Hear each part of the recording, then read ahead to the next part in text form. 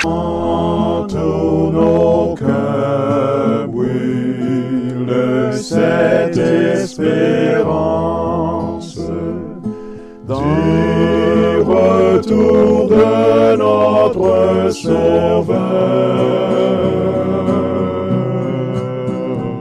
Différents faits divers nous interpellent et nous incitent à la réflexion.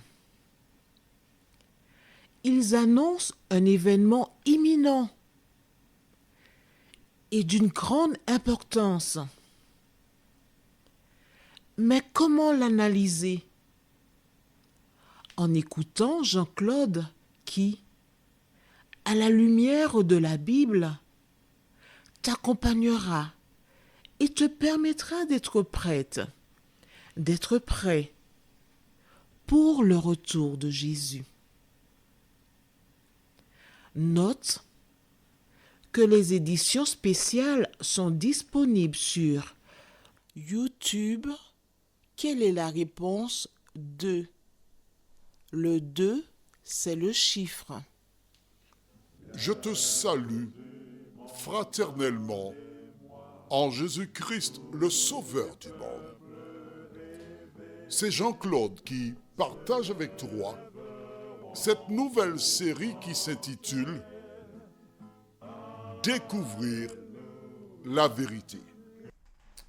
Marco et Jean-Claude, nous sommes toujours d'attaque pour toi. Est-ce que tu vois comment nous sommes dans la joie, la gaieté, et tu ne vois même pas les sourires de Marco tandis que je parle, parce que nous avons un feu qui brûle en nous, le feu qui vient de l'Éternel des armées.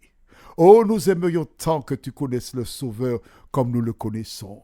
Nous aimerions tant que tu puisses avoir cette joie qui ne se trouve qu'en lui.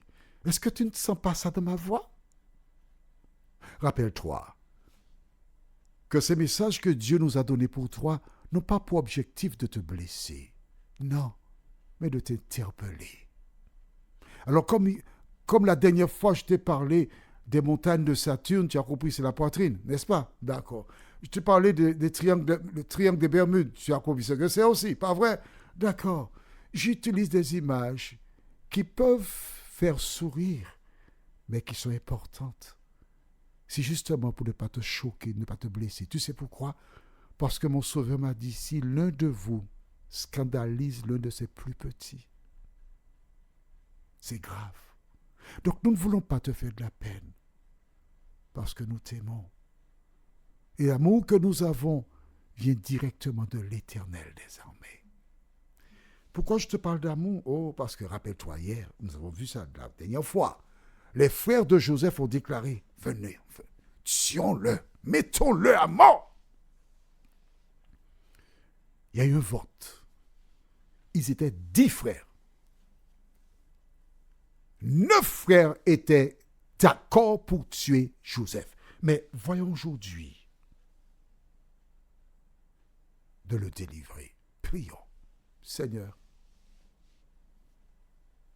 merci pour la parole. Merci pour ta présence. Merci de nous rappeler quelque chose de fondamental, à savoir que ce n'est pas la majorité qui a raison, mais c'est un petit troupeau qui, lors de ton avènement, aura la vie éternelle. Alors que nous retournons dans la parole, nous te remercions, Seigneur, car le Saint-Esprit nous conduira dans toute la vérité et nous permettra de jouir pleinement des bénédictions que tu as pour nous. Merci de nous entendre. Merci de nous exaucer. Nous t'avons prié au nom de Jésus pour ta gloire éternelle. Amen. La dernière fois, nous avons lu, on va relire, les versets 18 à 21. Ils le virent de loin et, avant qu'il soit près d'eux, ils complotèrent de le faire mourir. Ils se dirent l'un à l'autre, voici le faiseur de songes qui arrive. Venez maintenant, tuons-le et jetons-le dans une des citernes.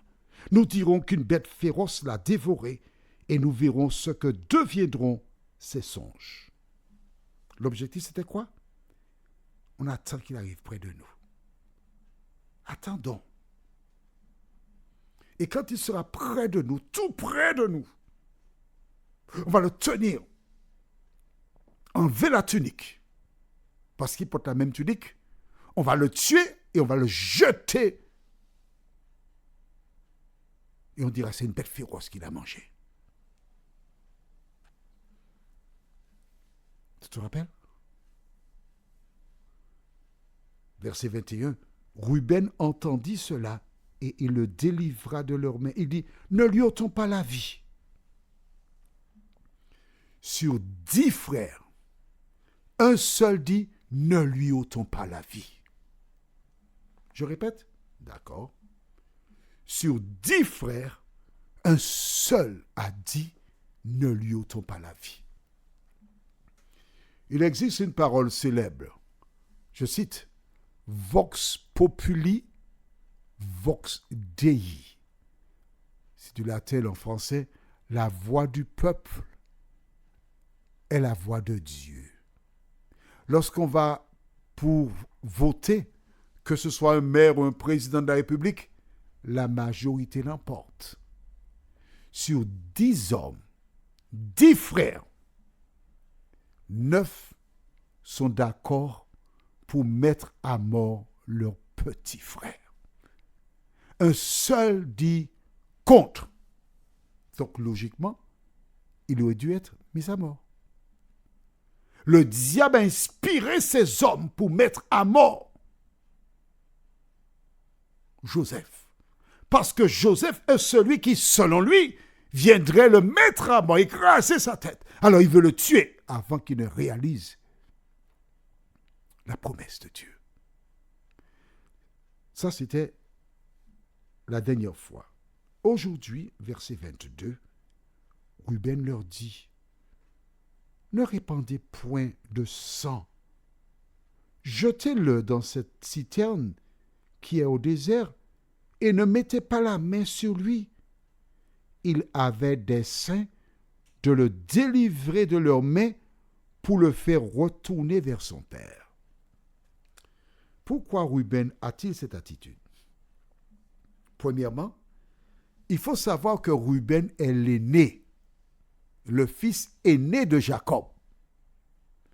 Et en tant que fils aîné, son devoir consiste à veiller sur les autres enfants, et à la mort du père, c'est lui qui le remplace. Et il a ce qui s'appelle le droit d'aînesse. Et c'est ce que Jacob avait dérobé à Ésaü. Alors Ruben joue son rôle pleinement. Il dit non, ne le tuons pas. Jetons-le dans la citerne.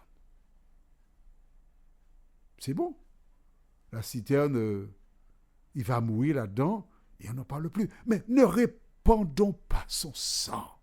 C'est quand même notre frère, les gars. Hey!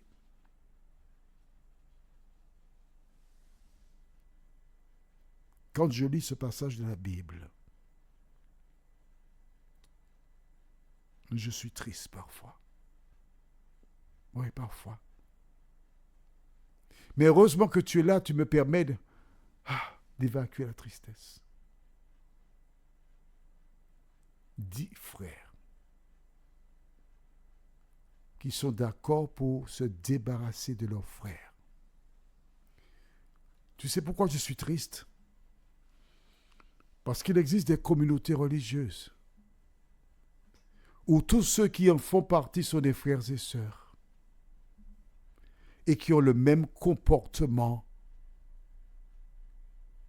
que ces frères de Joseph, qui se mettent ensemble pour se débarrasser, pour tuer des membres de leur même communauté. Pourquoi j'en parle? Parce que c'est ce que dit le texte. Parce qu'ils ont des griefs. Parce qu'ils ont des problèmes qu'ils n'ont pas été en mesure de gérer, ni de solutionner. Et ces personnes dans des communautés sont en train de crier gloire à Dieu, Amen, ouais, Jésus revient, ouh, je suis sauvé. Mais ils sont totalement perdus. Alors tu me poseras la question, oui, mais qu'est-ce que j'ai contre les communautés religieuses? Je n'ai rien contre les communautés religieuses, pas du tout. Je suis tout simplement en train de te dire que dans beaucoup de communautés religieuses, il y a des femmes et des hommes qui affichent sur la façade Jésus, mais qui à l'intérieur sont des criminels, comme les frères de Joseph. Sur quoi je me base? Je te donne un exemple. Quand un membre de ta communauté commet une erreur, que fais-tu? Est-ce que tu vas voir cette personne pour prier avec elle? Est-ce que tu pleures avec elle? Est-ce que tu lui apportes des paroles pour l'encourager? Est-ce que tu lui dis, viens avec moi? Ou bien tu fais partie de celles et ceux qui parlent, et qui calomnient, qui vont se livrer à la médisance pour noircir tant cette personne qu'elle n'ait plus jamais le désir de retourner à l'Éternel des armées. Combien de personnes as-tu déjà tuées? Avec la langue, bien sûr. Je te propose de t'asseoir, de réfléchir, d'analyser et d'aller voir ces personnes. Pendant que tu peux encore le faire, leur demander pardon, obtenir leur pardon et prier avec elles. Prions. Seigneur, que de fois nous avons fait l'œuvre de Satan? Que de fois nous avons fait ce qui est mal à tes yeux? Mais nous te remercions pour la grâce. Nous te remercions pour le bonheur de te connaître. Que le Saint-Esprit continue de nous aider jour après jour à vivre pour toi. Aide chaque personne à se rappeler qu'il devra comparaître devant le tribunal divin. Seigneur, toutes celles qui ne connaissent pas Jésus, aide-les à découvrir à travers ces émissions que l'ennemi est présent dans les églises pour décourager. Mais lorsque l'Éternel appelle quelqu'un, rien ni personne ne peut l'atteindre parce que Dieu la protège. Merci de nous entendre. Au nom de Jésus et pour ta gloire éternelle. Amen. Je te souhaite tout ce qu'il y a de meilleur en Jésus.